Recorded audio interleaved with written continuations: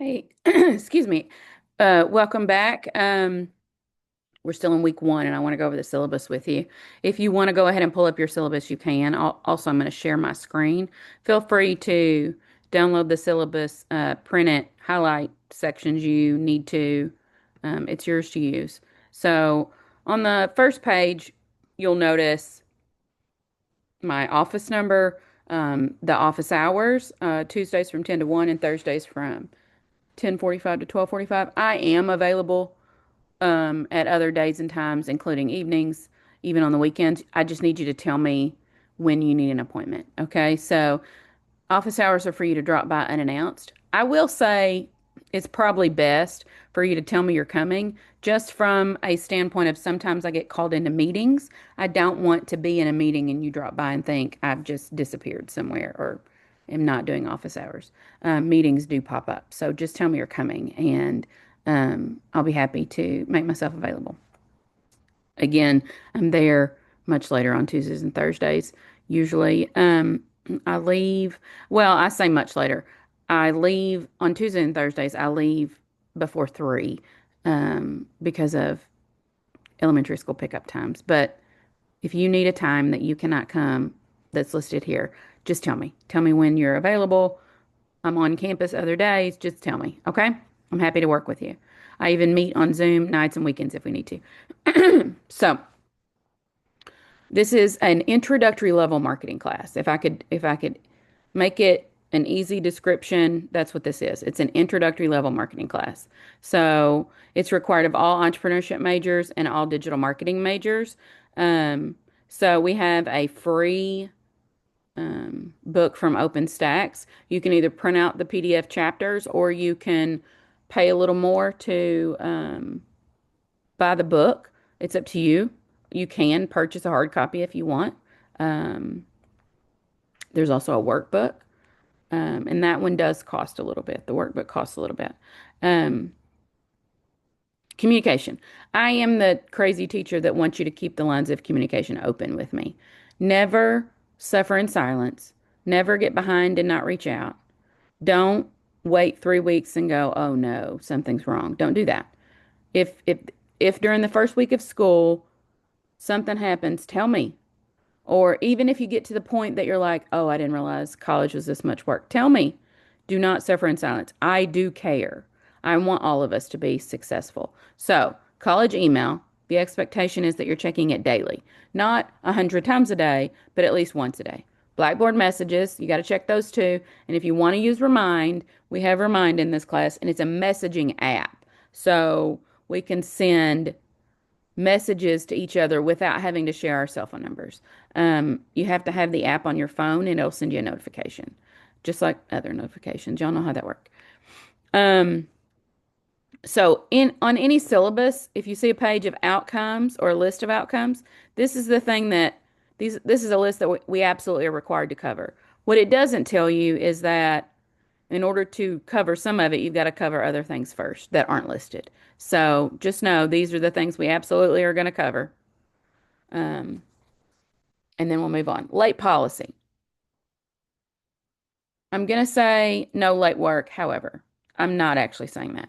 I have a 24-hour grace period. Almost everything that we have this semester will be due Sunday nights at midnight. But the grace period is 24 hours. That means you'll have until Monday at 11:59 p.m. to get it turned in. No questions asked, no late penalty, nothing like that. If you need more time, you've got to reach out to me. Anything past that 24 hours may result in a deduction in points for being late. And that's only if it's approved. Don't just start turning stuff in and thinking it's going to get graded if it's 3 weeks late. If you don't have approval for extenuating circumstances, reach out to me. Okay? The point is communication. Again, communication, communication, communication. Um, Academic dishonesty and academic integrity. It tells you don't cheat. We are now in a world of AI. I am not banning AI, but you've got to know how to use it. It is not made for it to do the work for you and you turn it in. That's cheating. That's what that is. No matter who or what is doing it, that's still cheating. You absolutely can use it, especially when you're doing research on how to do something.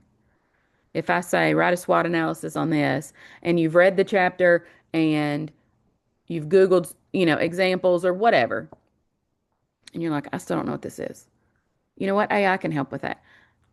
Explain to me much easier how to do this thing. But cheating and plagiarism is not okay. First time you get a zero. Second time, F in the course. If there's a time after that, wait, let me back that up. First time you get a zero on the assignment. Second time is a F for the course. When you get an F for the course for plagiarism, you're not allowed to withdraw or drop. That goes on the academic file, your academic file. And the college prevents you from being able to withdraw. You will earn the F, and there's no way to take that away. So, yes, I love AI. I use it every day. You've got to know how to use it correctly, though.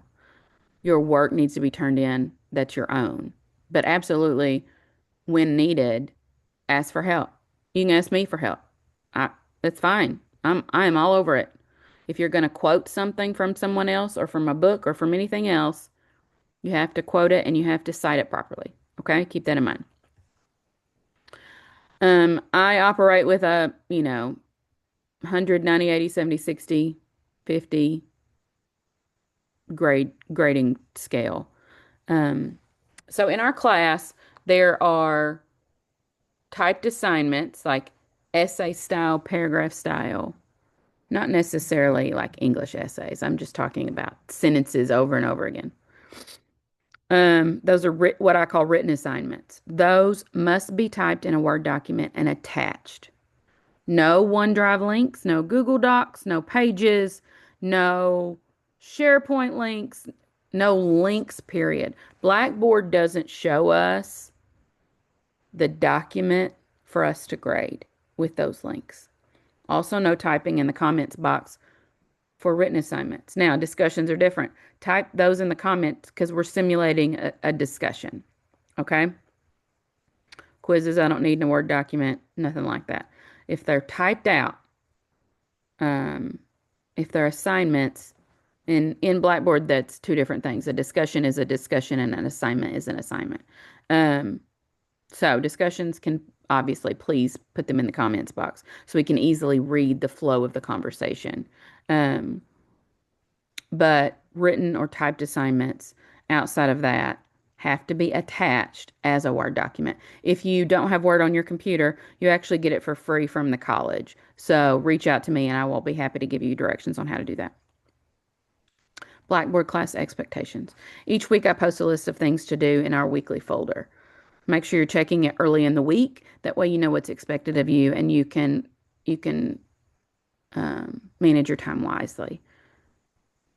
I also post that list in the announcements, and that usually gets emailed out. So I never want you to question what's due, but make sure that you're checking it early in the week and you're not waiting till Sunday. Logging in at 10:30 on Sunday night, hoping you can get everything done in an hour, it doesn't work well. Some of these assignments will take time.